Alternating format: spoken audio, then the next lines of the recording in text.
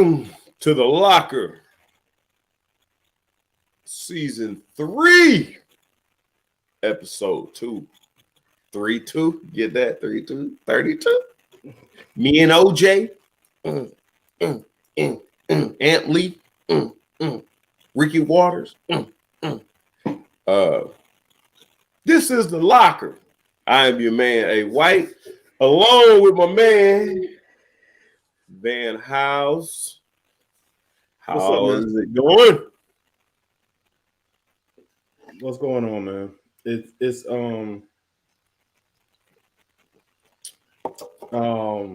a lot going on right now, and there's a lot of BBN that's pissing me off. And I had to post at least 4 lives today because people were saying shit on Twitter, or I got myself in the board. I just troll. I just watch. I'm like the bug on the wall, right? And the shit that is said on there, man, it's like y'all don't understand football, and it's frustrating. Wait a minute. They don't understand football. What's happened? We ain't played a football game in a week. What do you mean they don't understand football? Or you mean okay. Where everything's going on with people declaring for the draft, people not declaring for the draft, all this stuff. Okay. People not even decommitting. Signing that letter of intent, but then being let go. A few years ago, the claim to fame for Mark Stoops in this program was recruit and develop. We got 2-star player, we got a 3-star, and they in the NFL, and they were icons of the program. That's what we do. The greatest thing about us is that we take these kids and we develop them with practice and patience, and then they become great. Wow! Now, fans don't want to allow the recruits to develop. And a can? What the? You ain't seen that yet, huh? No, I haven't. Hey, I'm on to something. These sponsors better catch it up. Okay. Go ahead. So now fans want to populate the roster with damn transfer portal guys. And then this is my thing. This is my thing with the transfer portal. I love it. And where our program is today, if you can find a starter from another team who wants to come over, especially if he's an SEC starter, hell yeah, you grab the hell out of him and bring him in the fold. But I see this stuff where guys like receivers have they've been at an institution for 2 to 3 years. They got 3 catches, 89 yards, but there was a 4-star when they came out of high school. Dude, they got in 2 to 3 years, they got 3 catches and 100 yards and 1 touchdown. But we just recruited Dane Key and Barry Brown. Barry Brown showed out in the All-Star game. And Dane Key, we had Crowders from last year. Christian Lewis, Magwood showed some potential this year. But no, we're not to recruit and develop guys anymore. Let's keep pushing them down the street. Kick that can down some more. Let's go get a guy who just happened to go to Georgia who has 2 more catches than Dane Key does. I don't get it, man. Don't get it. Hey, I'm gonna talk to HR. I'm gonna ask you this for the 2nd week in a row. We jump on the show. Mm-hmm. We don't just jump into you. Okay, you're a Central Time Zone. So when we get on the show, it's 8 o'clock for you. Yeah. You got the rest of your night to do what you want to do. Yeah. You can't keep jumping on the MF and show. Man, going up. Dude, we was gonna get to that. Dude, this is season 3, dude. This is season 3. We always ease into the subjects. We always talk about, your kids, the young highs playing sport. We're having them legal.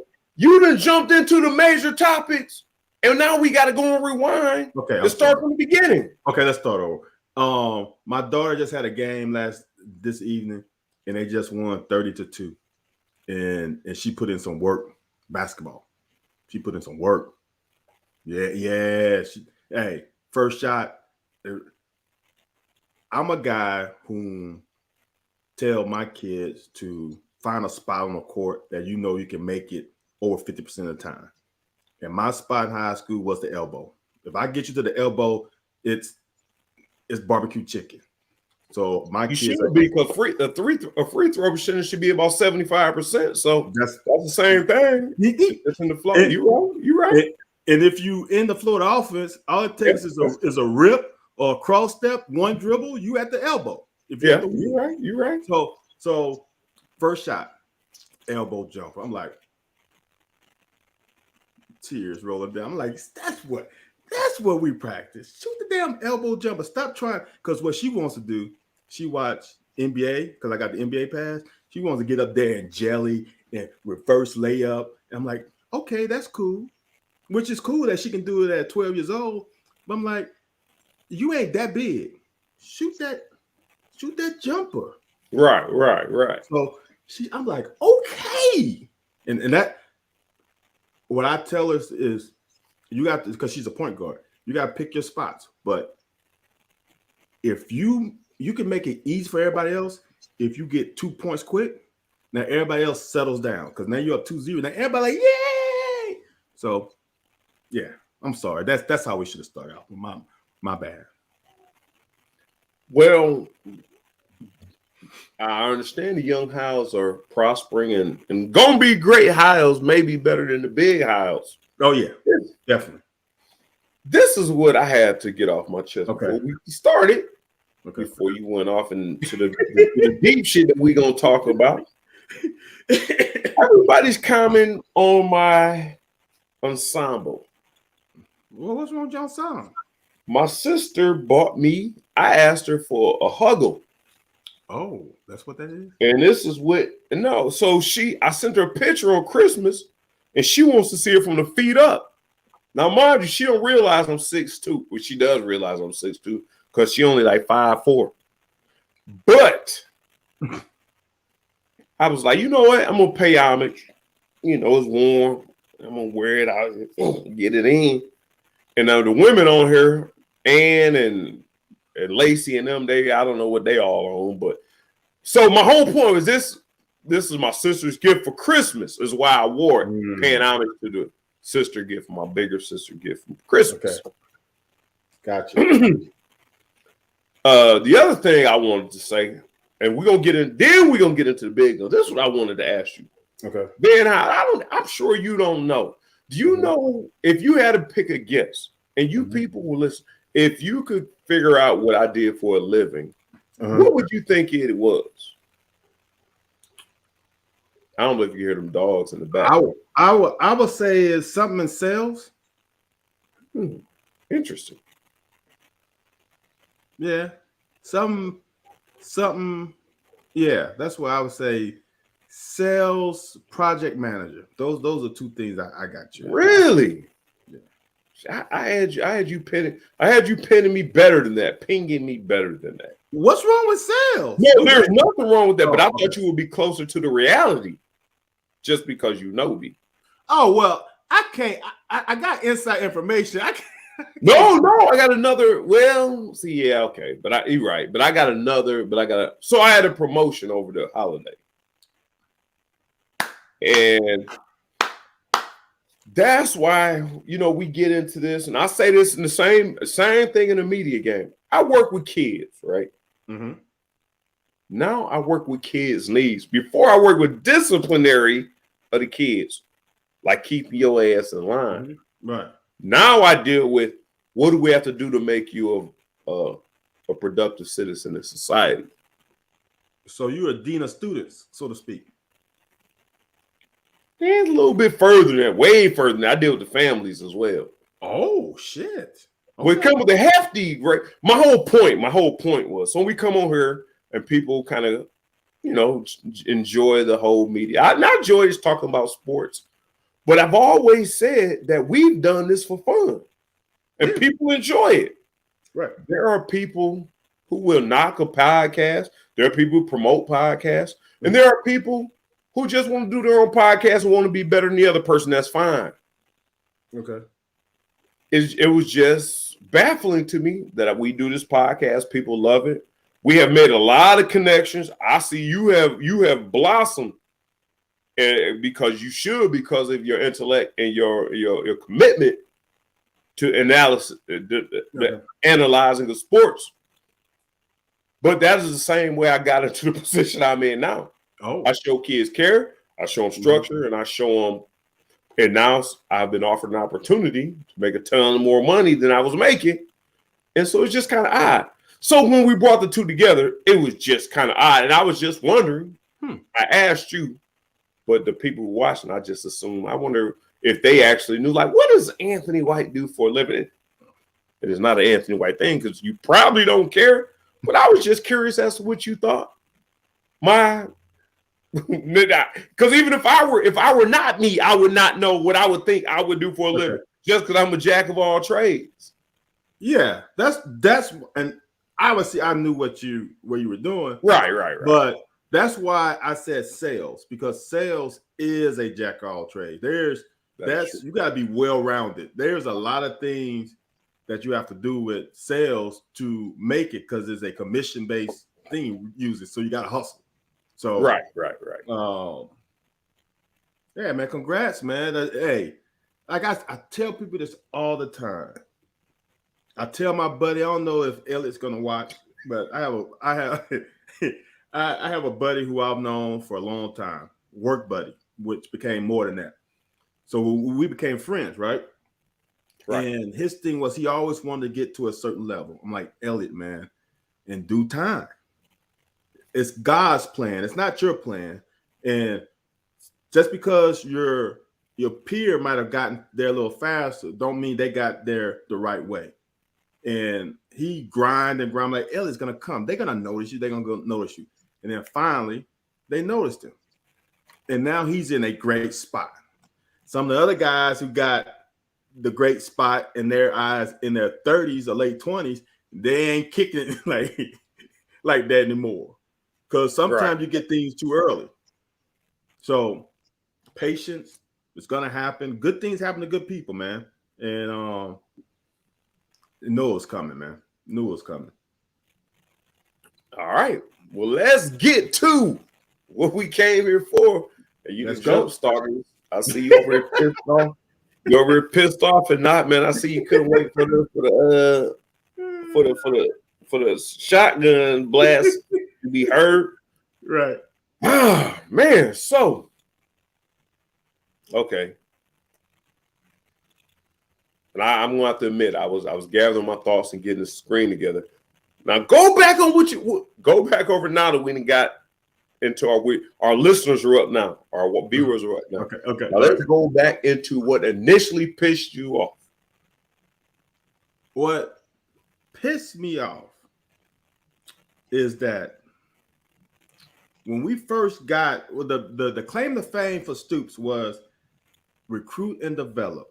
We take 2-star kids and less star kids and make them stars and icons and heroes of the program. We took Benny Snell and Josh Allen and made them heroes. They are in essence, the foundation of the rocket of the program. All right. Right. So now it comes, as of right now, we've been recruiting better than we have ever recruited. And now fans all up on the damn portal. And what happened to the damn recruit and develop? What happened to we take 2-star kids and make them stars? Now we're getting 4-star kids, which means the floor is higher. Why can't we make a 4-star player great? It's I guarantee you it's easier. It's not easier to coach because some 4-star kids are assholes. But a 4-star kid has way more talent to start with. And if that kid has a work ethic, you can make him unbelievable. So if you have, like, people freaking out about we just lost Dare Rosenthal. He declared for the draft. Oh my God, we need to go in the portal. Wait a minute. Whoa. I'm sorry. I don't know what you. I'm not aware of what you just said. Okay. Dare's gone. Dude, man, listen. I'm gonna tell you one motherfucking thing, man. You down there in the bayou, you down there in Baton Rouge. If you don't take your ass over to LSU and tell them players, wait a minute, ain't we looking at somebody from LSU now or Louisiana? I don't know. I thought it was the DB was trying to transfer out of there. That we yeah, Rick's transfer out. Where'd he go to? I think he went to Bama. I think he went to Bama. That's a big fact. That's bigger fact than the damn Stars. But facts. So Dare is out of here? Dare's out of here, bro. Did he not watch film? Did he get an NFL assessment? Anthony. Did he watch the bowl game? Well, he went in the bowl game. He went in the bowl. Anthony, we have said on here many times.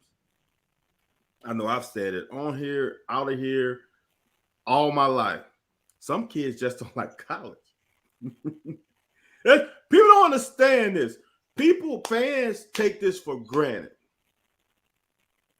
I've been on both sides of the field. To be a student and be an athlete is the hardest thing I've ever done in my life.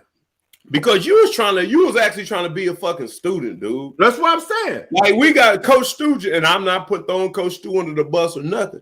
Most of us come here to be an athlete, and we'll be a student when we can. You was a motherfucker trying to be a student, and I'm going to athlete after I'm done studenting. Nah, man. They don't make billions of dollars. They don't make billions of dollars in the industry for you to go study when you're supposed to be practicing. Well, but you can't be eligible if you don't study. I ain't gonna argue with you. So people don't get that. And even though, like you said in your line, that you wasn't that good of a student, the thing about it though is that even if you're a bad student, you gotta go to class because somebody's checking class. So you gotta at least be there in body. You might not be there in mind, but you gotta be there in body. So Bill Berry. Right. So that's an issue. And some people don't like that stress. And I came back to finish school and I was just a worker. I worked in Louisville and came back and drove to Lexington for class. That was easy as hell. That is easy as hell. Damn, Stu, you coming at your boy? On your Twitter. Hey, check out your Twitter. Hold on. For the people, when we get the podcast going, just said, Van, you are wrong about Pascal's third round. He is top 40 prospect in the country. Man, see, that's the problem with you talking your shit and you got the position coaches watching. Right. Hold on. And I based that off of, I said this. See, now Stu don't listen to my driving with style segment. I said he can go up to the second round because I know he's going to interview his ass off. And if he posts good times at the Pro Day Combine, then he can get into the second. We all know this, right? And you said this last show. I don't know if we said it on air or off. Just because you get a second round grade don't mean you're going to get drafted in the second round. Right. It does not mean that. Here's the thing. Here's a crazy thing. I see you hard on it too. Shit. Here's the thing, right? I gave this scenario, and this is what happens. Well, let's go with Josh Pascal. Let's say Dallas want Josh to pair him with Big Q, right? And they're gonna pick him up in the top part of the second round. Let's say Dallas really needs let's say they need a quarterback. I know they don't need one. Let's say they need a quarterback, right? And Green Bay says, you know what? We're going to trade Aaron Rodgers to you, but we want that second round pick, which Dallas has already slided for Pascal. If they trade and get Aaron Rodgers, Pascal might fall to the third round now because the team who wanted him now traded their pick for a quarterback. Right. So just because you have a certain grade, don't mean you're gonna get drafted there. I just want the fans to understand that, man. I honestly think I'm gonna say this: if Pascal would have played the whole year last year without being hurt, he has a chance to be a late first rounder because he can play in a 3-4. He's shown he can play a 4 tech and a 3-4 in the SEC. I think he's more of a 3 tech and a 4-3, but you can run an under in the 3-4 and he can be a 3 tech anyway. So I think he can play multiple positions, which makes him valuable because now all 32 teams are looking at him. Instead of being a 3-4 guy, now you slide it for a 3-4 guy. He says he's on the top of a lot of boards, man. Dude, he's on top of a lot of boards. Dude, here's what I would do as a GM if I'm critiquing or not critiquing. What's the word? If I'm evaluating Pascal, this is what I look at. The MF will play outside linebacker a couple years ago. So he's playing out in space. So he's got some juice. I don't care. He might not be the best outside linebacker, but he got film of him playing outside linebacker and doing well, right? Now you put him in his hand to ground and you see the force he is with his hand to ground. So you got a guy who was an outside linebacker, now got his hand to ground, and he's done both well. So you know one thing you know he's smart and able to pick up stuff.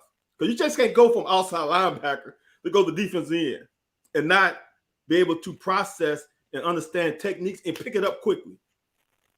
Then he's so quick and explosive for that size, which to me means he can even pick up a little more weight and still be effective. So you got a guy who can play all over the place. He can't play, if you got 3-4, he can't play nose. And he probably can't play 1 tech in a 4-3 every down, but he can play 1 tech in the down passing down. So you can put this guy everywhere. I think I know defensive end is so valuable now, the pass rushing the quarterback, but I'm not sure he might not be the second best interior lineman.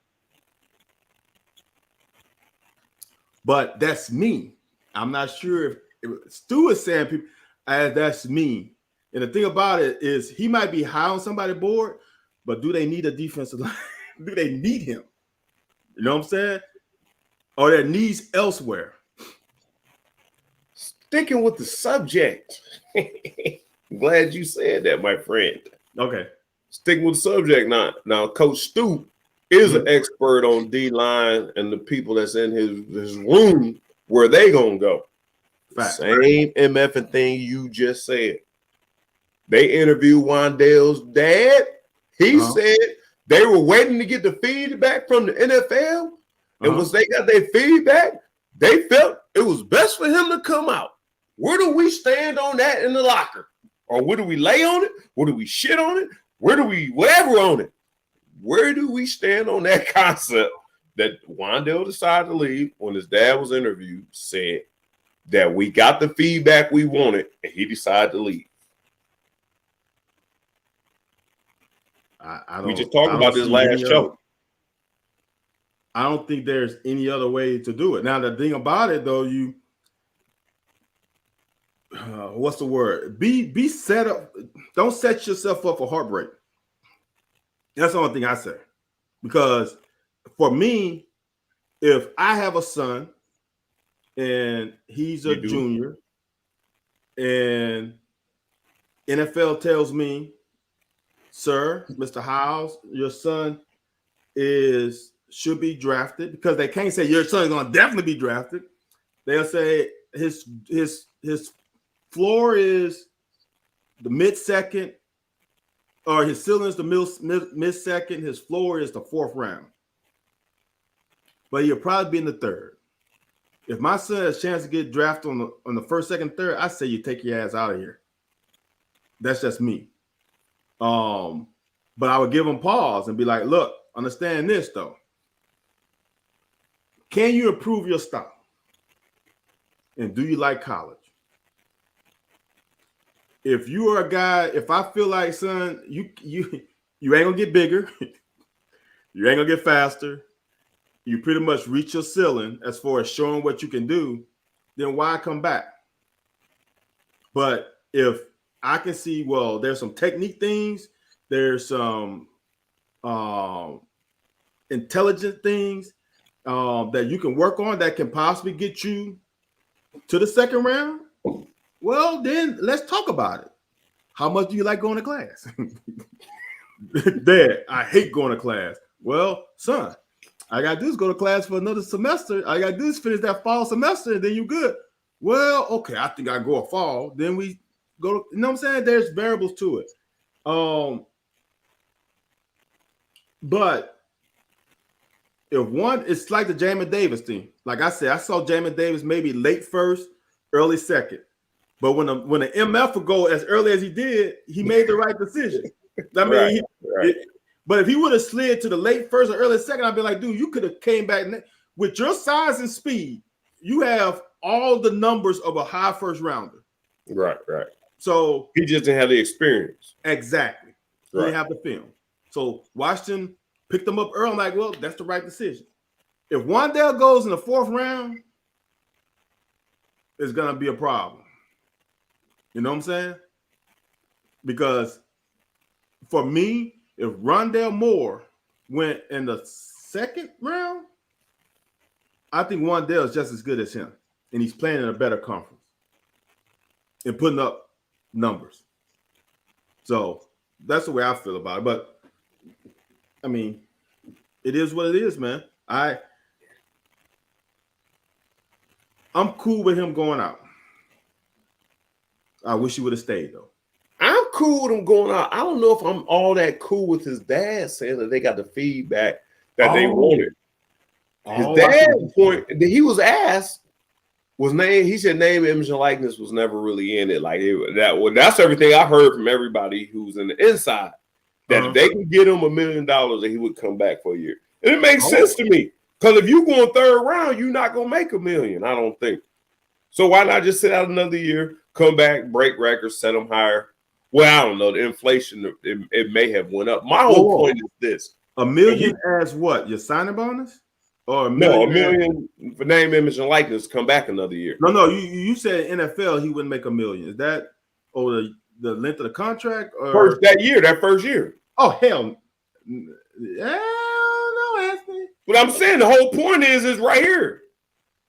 So my point is, if I can go to college and not be and just live my life and make $1 million, and then come back and hype increase my opportunity to come out.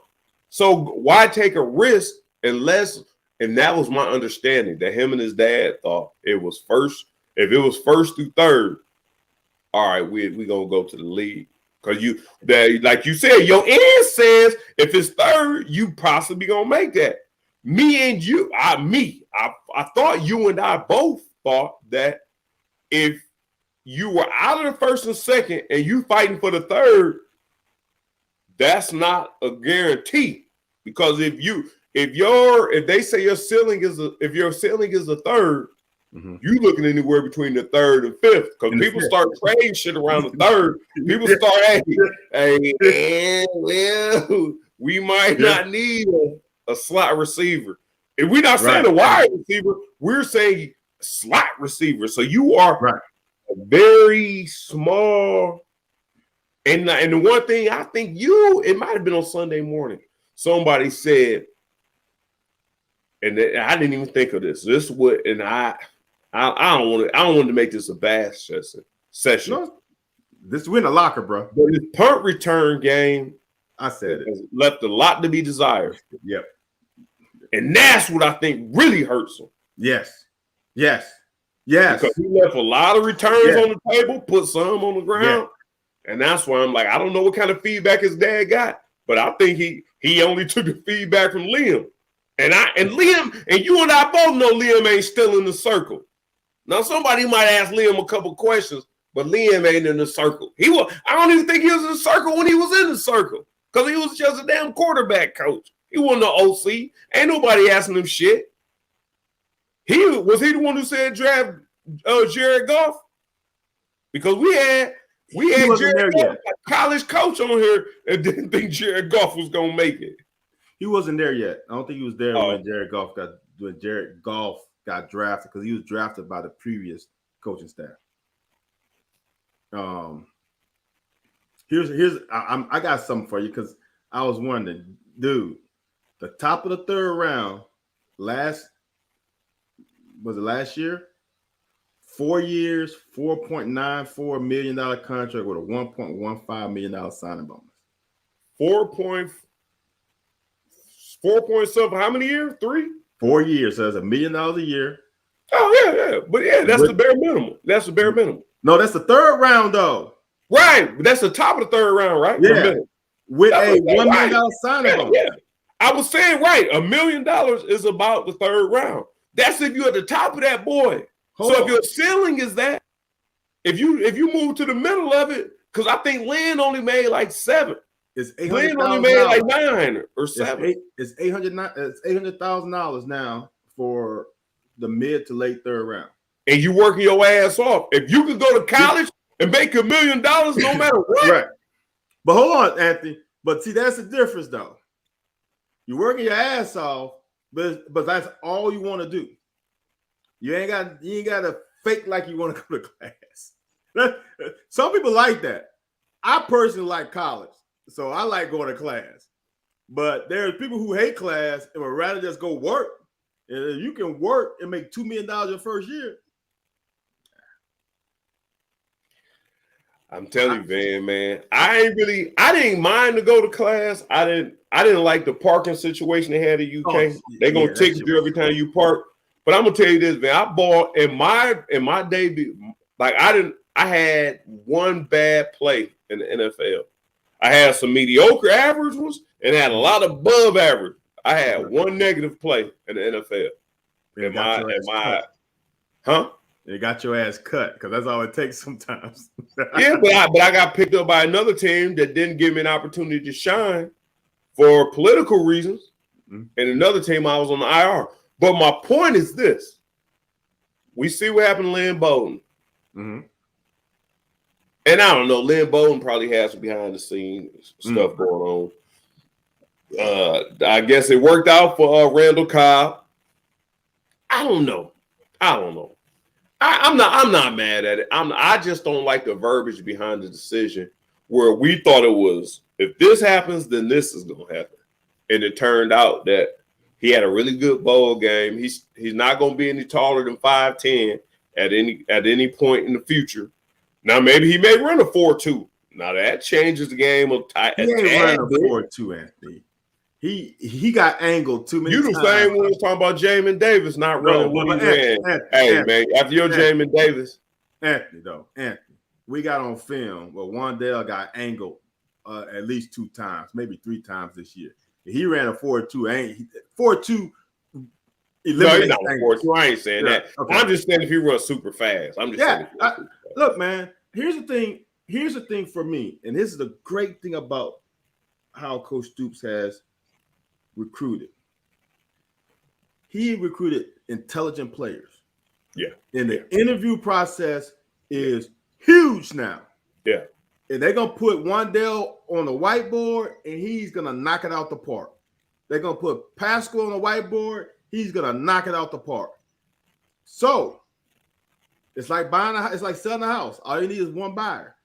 Yeah. I'll never forget when I sold my first house, we interviewed about 4 realtors, and all of them said, well, if you want to sell it, you got to bring it at this price. We just renovated like a year before I sold it. Oh, well, if you want to sell it quick, you got to have to sell it this price. I'm like, bunk that. So we found a guy who said, you know what? I'll listen for what you want, and I'll listen for like a few months, and then we'll talk and reevaluate. Well, guess what? The house sold for what I wanted to sell for. So all it takes is one buyer, man. Yeah, so all it takes is one coach to fall in love with you. And he can go. But the thing about it, man, there's a lot of good receivers in this damn class, though. See, that's the thing people don't get either. You can be great, but if you're in a draft class that has a lot of other great ones, like dude from The Last Dance. When you get a chance, man, look up my draft class, man. I'm just gonna give you a couple names: Jamal Lewis, Sean Alexander, Mike Anderson, Tron Candidate, which I'm just saying. Okay, dude, dude, they had 28 backs drafted. It was ridiculous, man. But no, so I absolutely understand that concept. But I mean, I'm absolutely not mad at them. I just felt like I thought we had a chance, but now I don't feel like we ever had the chance, really. Like, I thought he had to be convinced that the NFL was there for him. But after everything I've witnessed, I feel like he was going to the NFL unless college could convince him that coming back was worth it. But Anthony, sure, he would have made $1 million, huh? But Anthony, though, really though, isn't that? I understand you don't like the father saying that, but isn't that what it's really about? You go get evaluated, you get a draft class, and if your evaluation is what you want to hear, you go. If it's I'm saying I thought it was made public. I heard it from outside sources. I'm saying if you make a statement publicly, like his dad has that much respect from me, that if you make a statement publicly, that's where we're gonna go. I ain't gonna listen to nobody else. But I don't know if I ever really heard it from his dad. I heard it from other sources. Gotcha. Damn, dude. I probably would have. That running back class was pretty good. I was cut by every team I played for. That's why I didn't play. There's some I was cut by the Raiders and the Rams. Yeah, the Raiders and the Rams. Dude, you missed out on Thomas Jones. I forgot Thomas Jones. Dude, I think we had 12 running back drafted in the first 2 rounds, dude. No, just 1, 2, 3, 4, 5 in the first, and they skipped the second. Right.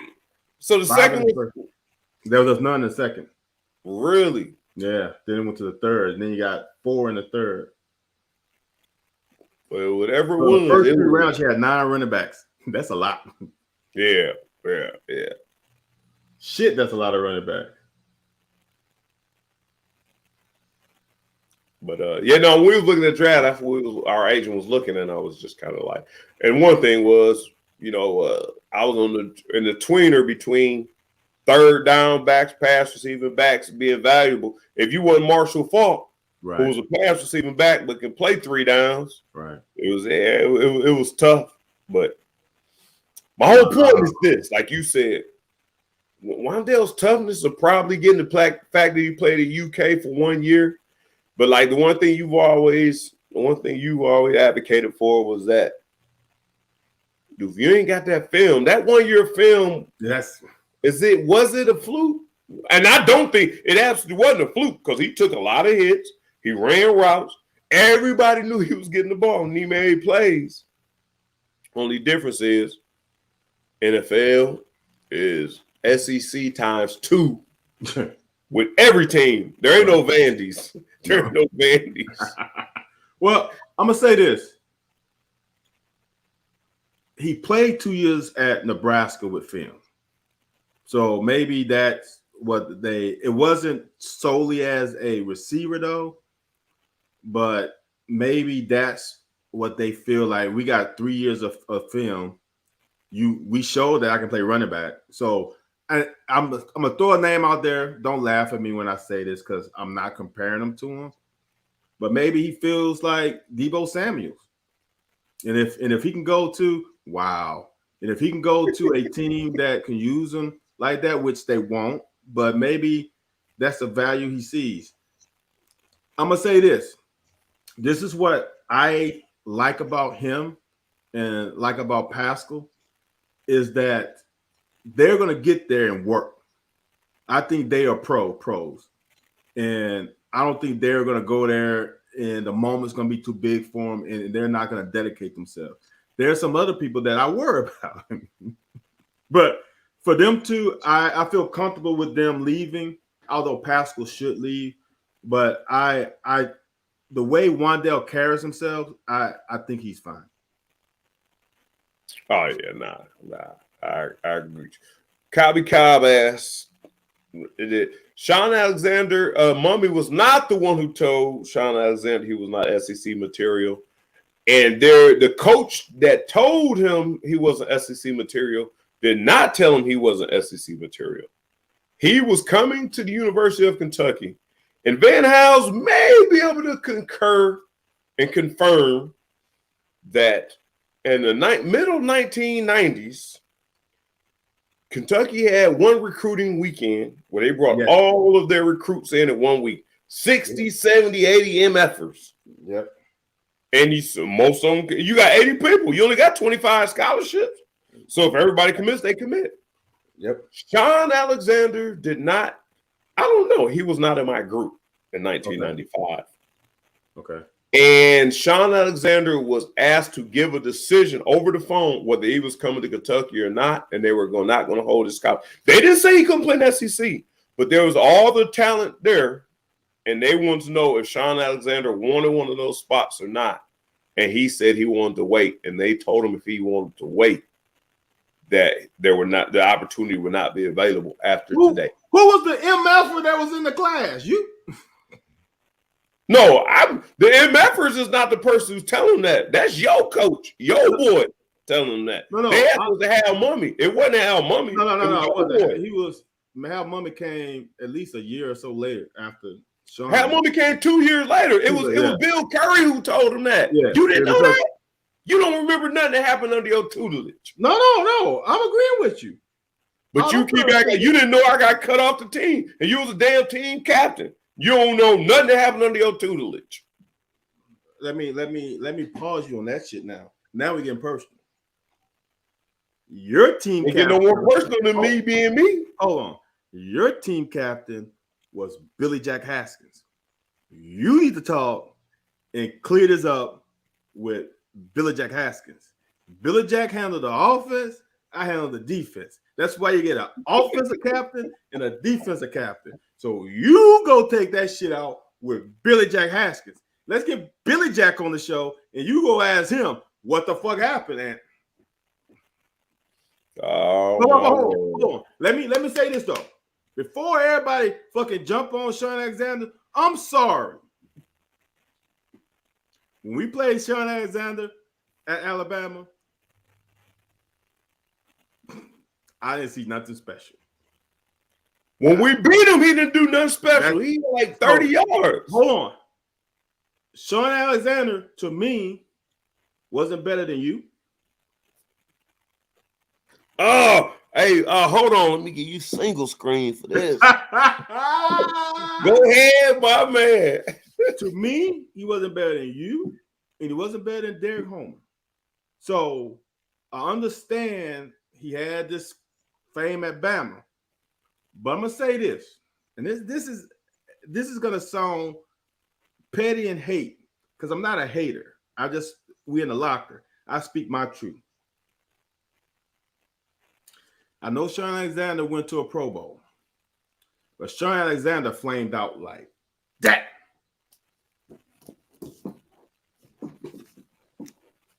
He was great. Then all of a sudden it was woof. Like, what the hell happened? Tell me what happened, Anthony.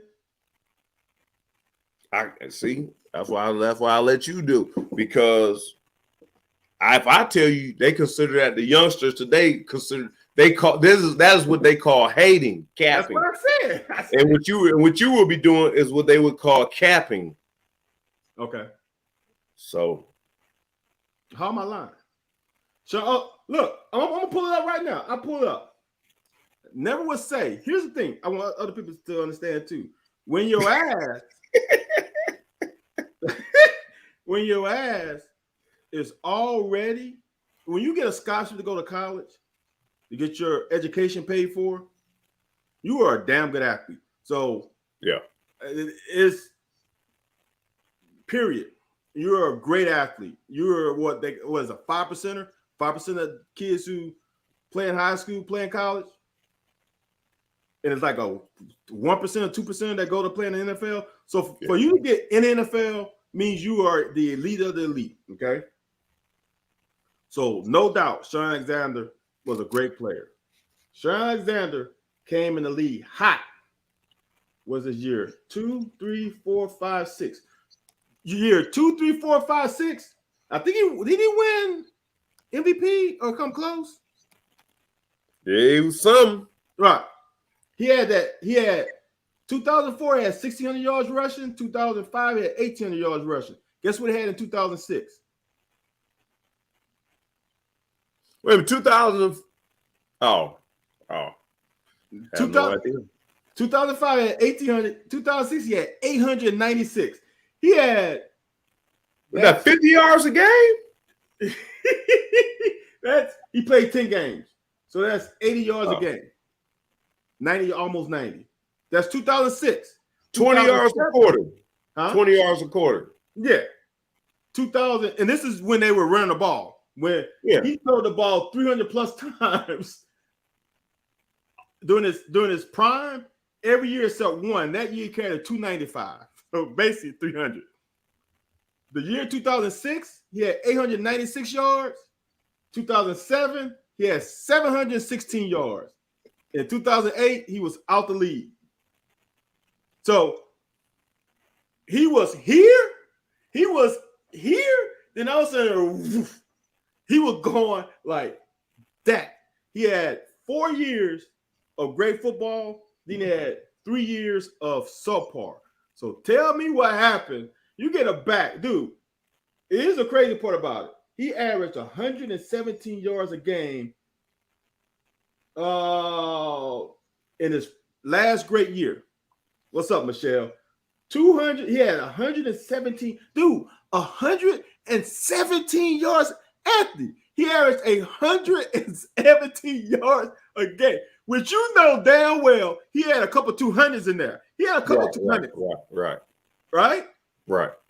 And then the next year, he's under 100. What the fuck happened? All right. That's all I'm saying. And I'm going to say this. I will say this too. Now, you and Derek Homer fit our system. Shaun Alexander with Hal Mummy would not have been successful. Period. That ain't the kind of scheme y'all ran. What was BT, Matt? That's not the kind of scheme you ran. Yeah. You and Derek Homer were perfect for the system, and y'all were better running backs than Shaun Alexander for Kentucky. Period. I'm going to say this, we're going to move on. You know, when Shaun Alexander was there, my boy played, my best friend, Kelly Herndon, cornerback, played with him. He said he wasn't impressed. And I'm not beating this dude up. He said he would prefer to have me. I ain't beating the dude up. I'm not saying I'm better than him. Because people say, why didn't you do this and that? I played football in Ohio. Shaun Alexander played in Kentucky. And y'all beat me up whenever I say that. This is what we're going to get to, though. Van out. I don't know if I'm pissed off. Okay. I ain't pissed off. I don't know if I even fucking care. But I do want to know because our people engaged, Cobby Cobb in here, and Full String, Michelle, they all in here. Listen, Van. Because I don't want to be a hater. I don't want to be capping. That's why I ain't wearing a hat today. So I ain't capping. Listen. Chris Rodriguez is coming back to college. Chris Rodriguez said he came back to set records. Van. Chris Rodriguez is 1,100 and something odd yards from breaking Benny's record. If Chris Rodriguez breaks Benny's records, is Chris Rodriguez going to be known as better than Benny? So we've been already, but my favorite always been Sonny Collins. That's always been my favorite.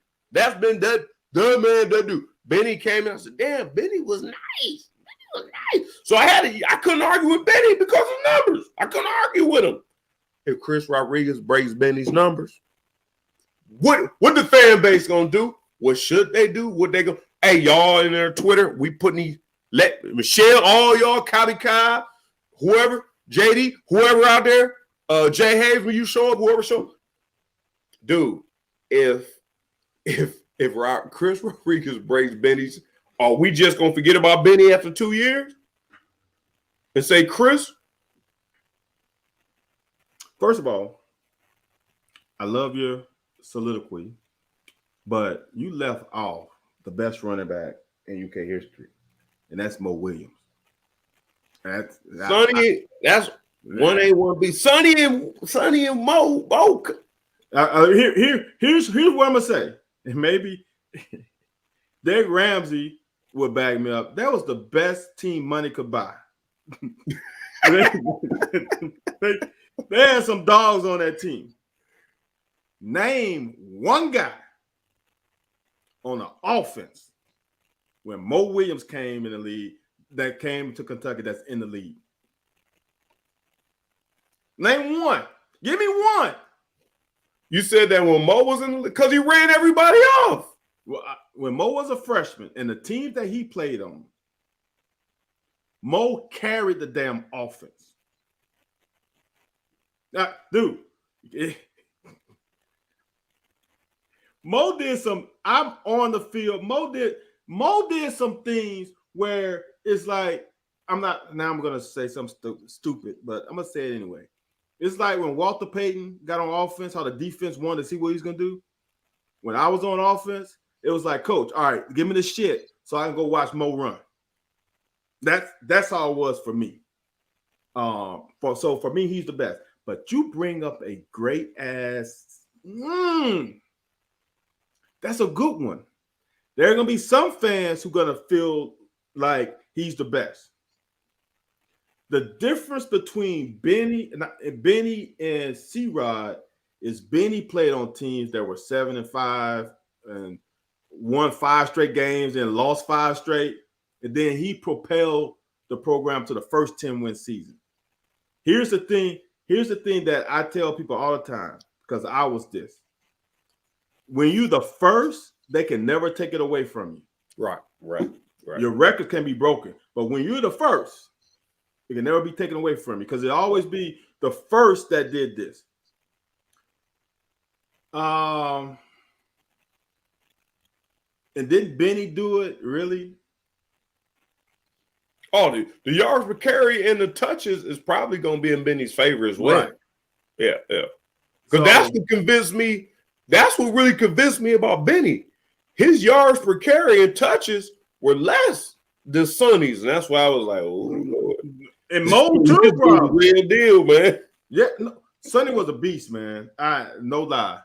I just think this is how I take it, right? Sonny had Derek Ramsey. Everybody knows Derek Ramsey. Not saying Derek Ramsey could pass a ball like Peyton Manning, but he was a force. Mo Williams did not have a Derek Ramsey or a Craig Yeast or an Anthony White or a Tim Couch or a system that used Billy Jack's ability to his best. So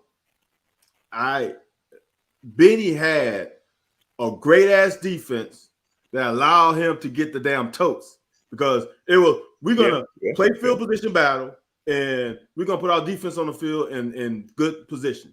So I take that all into account.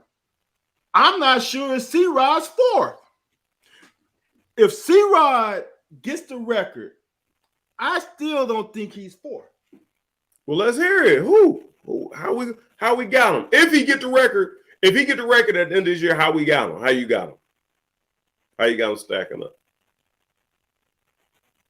Damn, Anthony, come back to me with that, because that's a tough one. Because there's some guys. We sleep on JoJo.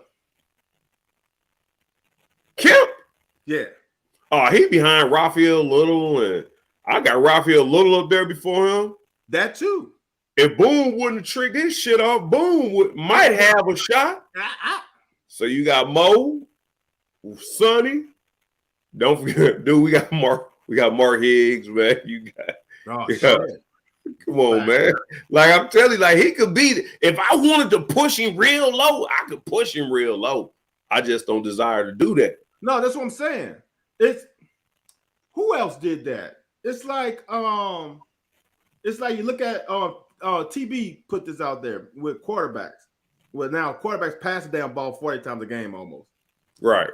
And like Joe Montana is like real low on the career passing yards behind Joe Flacco and Matthew Stafford. Right. They can't hold Joe Montana's job. They can't even put one leg in it. They probably have to put two legs in one strap. That's how much they got to fill that up. So I like C-Rod. Ooh, R2 Spinner is another one. I like C-Rod. I really do like him.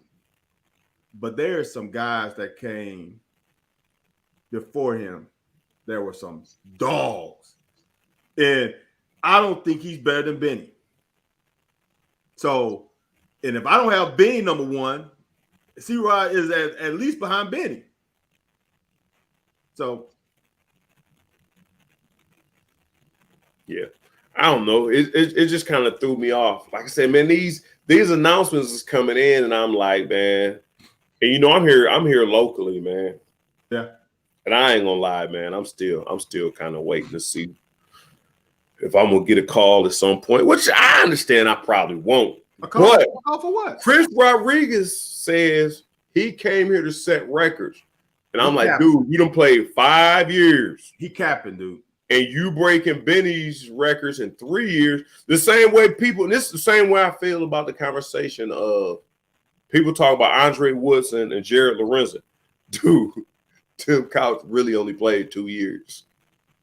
That freshman year when he was going back and forth with Billy Jack don't count. He played 2 damn years, and the guys who broke his records by the smallest of margins played 4 years. 4 years, yeah. So he doubled opportunities. Well, I don't know if the passing opportunities, but I don't know, man. So I just kind of wanted to bring that out when dude.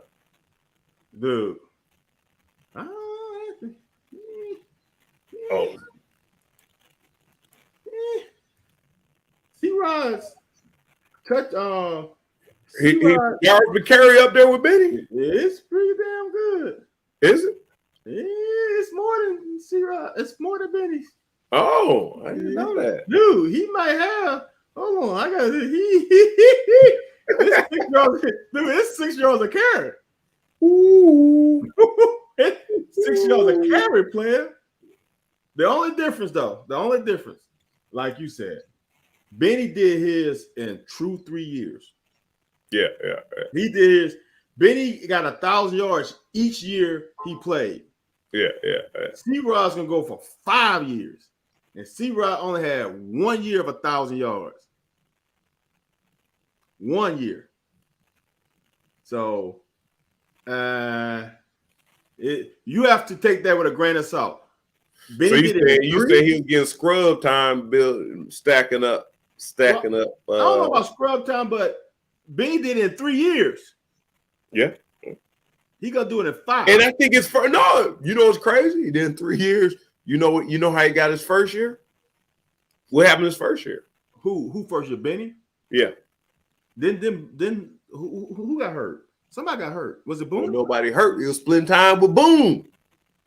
No, but he wasn't even. He became the backup. Benny split time with Boone, didn't he? No, but somebody got hurt for him to split time though, because he wasn't the initial backup. Okay.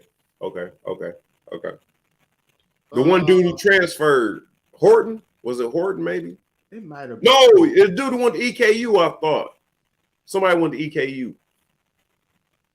Dude, Anthony, I'm sorry, dude. See, Rod, that is it crazy? Yeah, it ain't even close.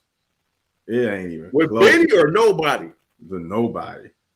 Now here's the deal. I'm gonna say this: Mo didn't get the carries, the total carries. Mo only had 600 carries. Benny got 7+, and C-Rod. Shit, dude. We wrong.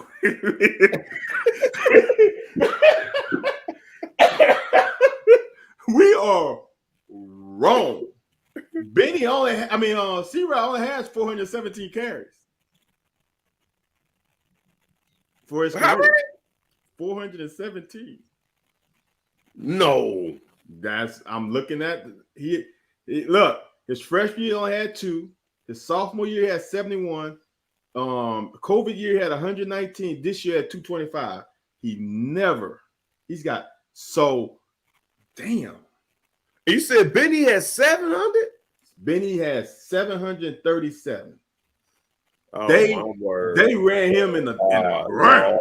Dude, Oh, Lord. Anthony, his first year, he had 186 carries. He toted that thing, man. Sharing time with Boone. Then he went 262 and 289. Woo, bruh. Yeah, we wrong, man. Lord, man. It ain't so. He got 6.6 yards a carry. So every running back that come through the university now going to be the greatest ever.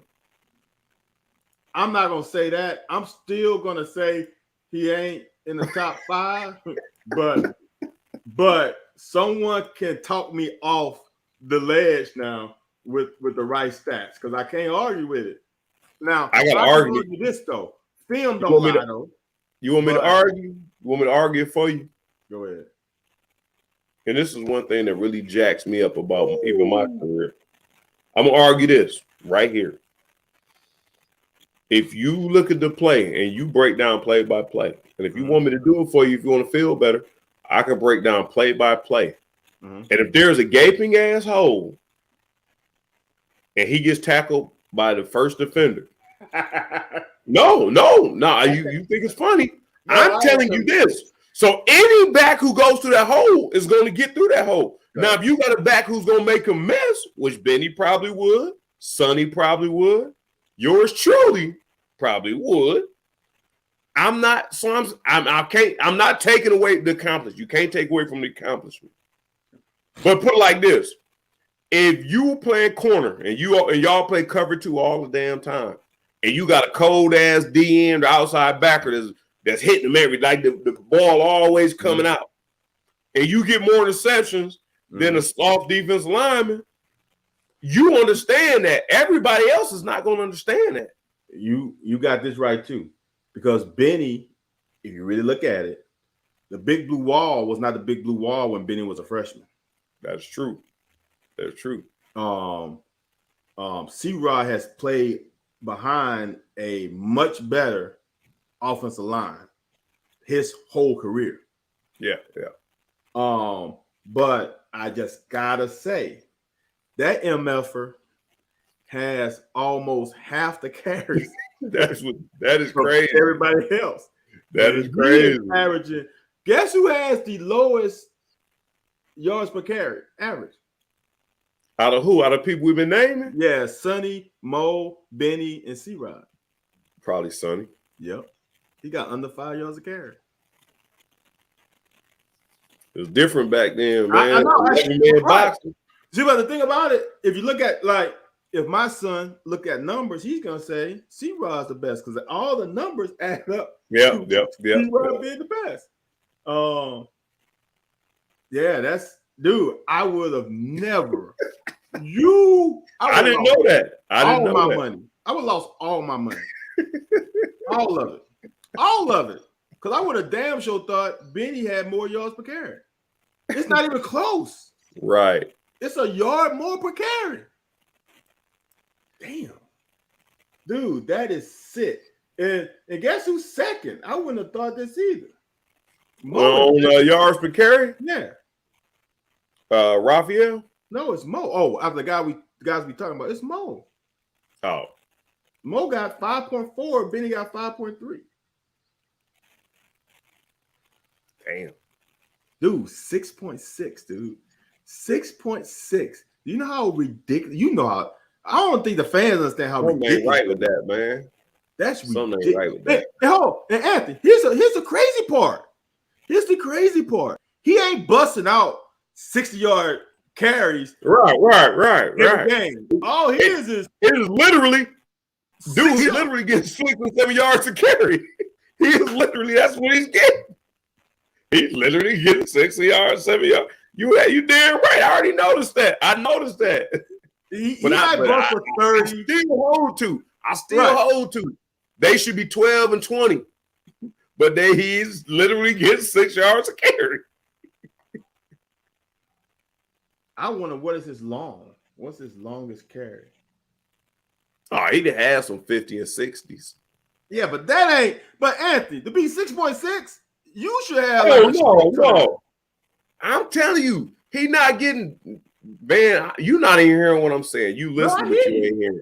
Dude, he is getting to the linebacker before he's being touched. My problem is when he's getting touched, he's going down. That is my fucking problem. We have talked about this at least. He is getting 6 yards and getting tackled by one individual. Dude, I'm just y'all. So I'm done. I'm done. I would have never expected 6.6. That's silly. That's silly. Boom up there, but ain't Boom. I know Boom don't have as many, but ain't Boom up there like around? No, I think Boom was like 5 point something. Damn, 6.6. He the leader, ain't he? That got to be the lead. Hold on, got it. Anthony. Every year at Kentucky, C-Rod has averaged over 6 yards a carry. Damn. Every year in Lexington, he's averaged over 6 yards. His lowest was 6.1. Damn. That's putting in work, dude. Yeah, Boom. Hold on. We would both think Boom would be something crazy. Guess what Boom's average yards per carry?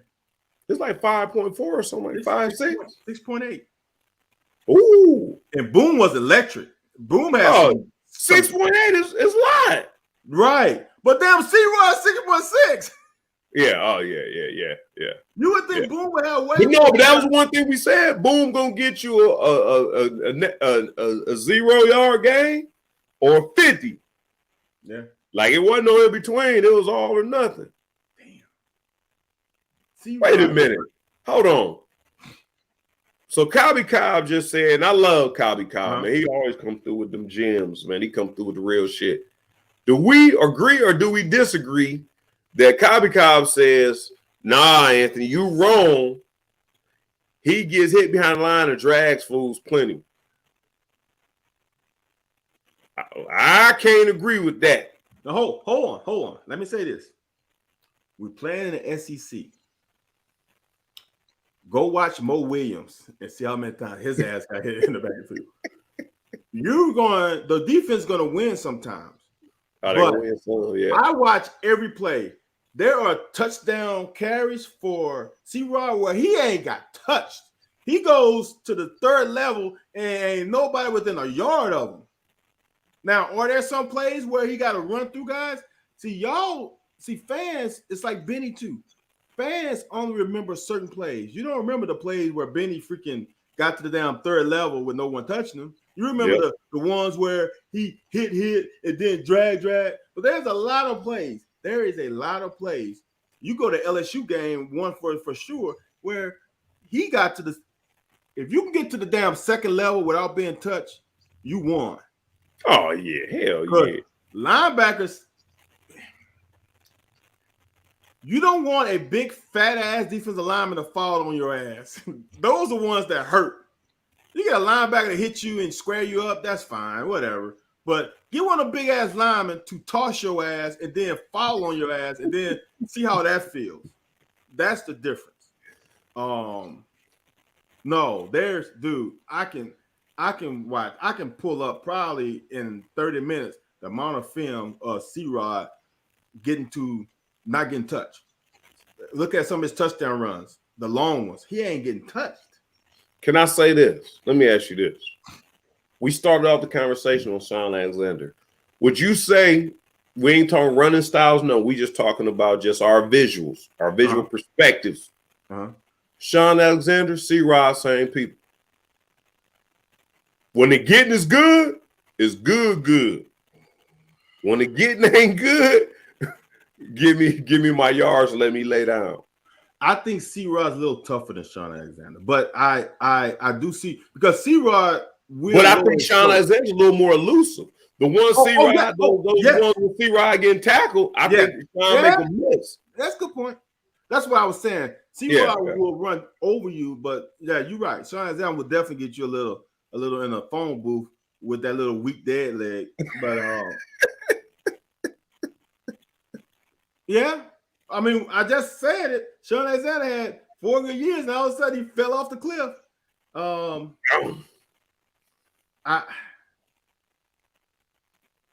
Dude, I'm dumb. I don't know what to say because that got 6.6. Man, that is where, and this ain't the way I expect this conversation to go either. Yeah. This ain't the way I expected to go. I was hating on my man too, man. Yeah. You ain't gonna be able to tell him nothing either, no. But here's the thing. Here's what I'm gonna also say though. Benny carried the team for 2 years though.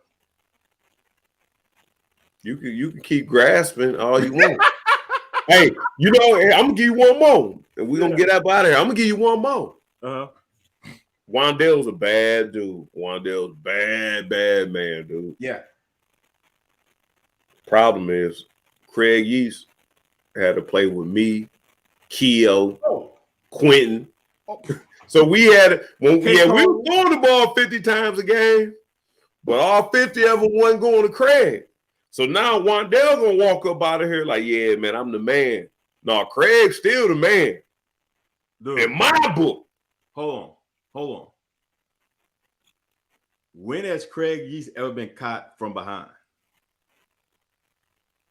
Middle school, Pee-wee. I don't know. Probably name Pee-wees. Right, dude. Well, what y'all knowing about, Jay? Which one? Yeast was a beast. Beast. Little bitty self. Ooh, Yeast. People don't understand how small Yeasty was. Dude, Wan'Dale Robinson is a running back compared to Yeast. Oh, yeah. Was Yeast 170 pounds? Hell no. That's what I'm saying. Was he 45, 55? Right. That's what I'm saying. Dude, and for him to hold up, dude, I'm gonna tell you this. I watch routes. Craig Yeast scares the shit out of me when he's playing a slot and I can't get my hands on him. Because in a phone booth, you might not touch him. You're right. You might not touch him. In a phone booth, I think I can get to Wan'Dale. Yeah. And Craig Yeast could run routes. Yeah. His route tree was pretty damn good.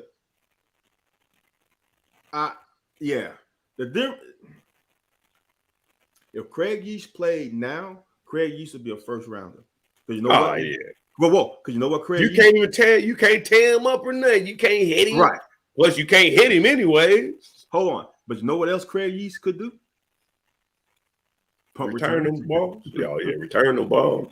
That's the difference. He can do. How many? I know he got at least 1 or 2 touchdowns in Cincinnati. You get a punt return and lead for a touchdown, you're pretty damn good. Oh, yeah. Because you got starters on the punt team. So you return one to the hizzy in the pros, you are legit. And I think he got 2. So I know he was on his way on 2 of them and got his heel clipped. Like I'm talking about was in open and the punter just, and that happened twice. And like you said, I know he returned 1 or 2, but I remember 2 where he got his foot clipped while he was already getting up through. Yeah. All I was trying to point out, man, was when you look at, man, like, and it's not a me thing, man. Like, I love Mo, man. I love Sonny. I love Raphael. I kind of love R2s. But Yeasty, Couch, and man, ain't nobody else getting no more love than them. So every time they try to bring somebody in and be like this person, like, I mean, Benny stole me. Benny stole me from Sonny. I couldn't argue when I looked at the numbers. I was like, man, Sonny, you got to move down, man. Like, I as much as I love what you did, like you said, Benny put a team on his back and changed the culture. So I had to give it to Benny. I don't really know if I want to give it to C-Rod. I don't mind giving it to Wan'Dale. He from Kentucky. and he did his own. But man, you had a lot of opportunities, man, that a lot of people didn't have. And that's why I felt Benny did. So I can't use that same scenario when I'm talking about C-Rod. But yeah, you're right. The thing about Wan'Dale is he was the focal point of the offense. Period. Yeast wasn't necessarily the focal point. I was the lead receiver up until like week 9 or 10. Yeah, Couch was not forcing the ball to right. Yeast. Yeah. Nah, dude. Yeast is still the best receiver in UK history, if you ask me. Yeah. And it's gonna take, but I'll say there are there are a couple guys in this recruiting class right now that has a chance.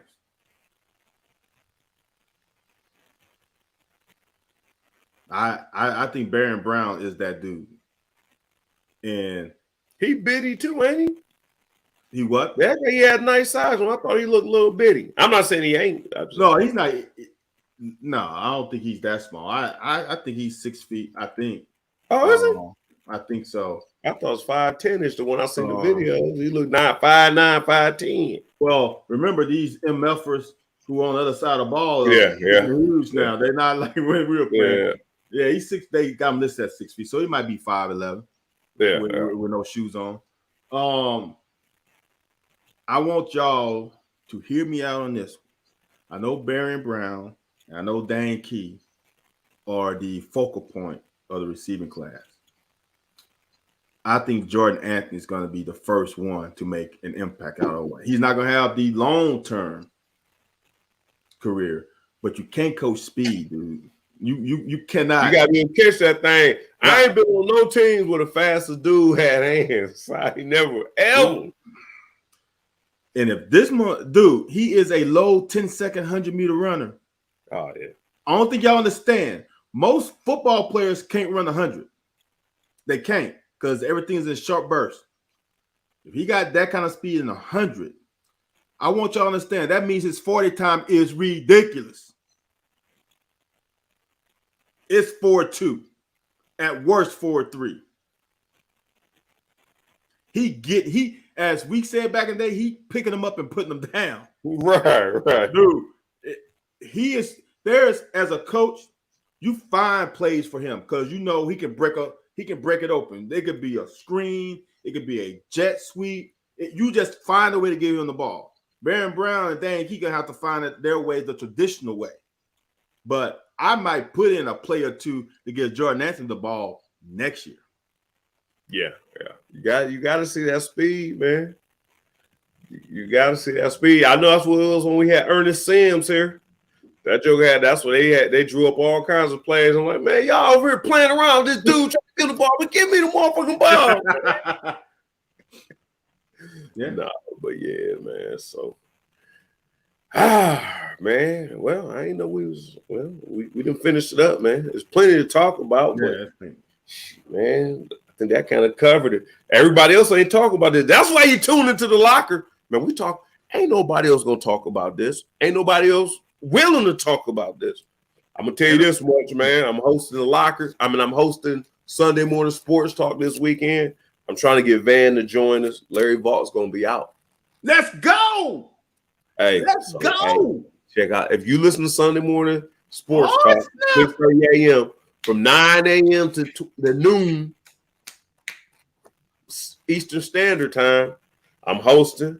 I think I might bring my boy in. Let's go. I know, but they want to talk. You know, it's conservative. It's definitely a more conservative crowd. Understand that? Oh yeah. I can tone it down. So don't come here expecting us to cuss and call people out. No. But we still gonna give y'all the drop. Let's do this. We're bringing the locker to Sunday morning. Oh, can we make it Sunday morning the locker talk? Sunday morning locker. we still gonna have Jack Pilgrim in there though, so we got a Prada mic out of his hands. Oh, okay. So okay, gotcha. It's just Larry's out.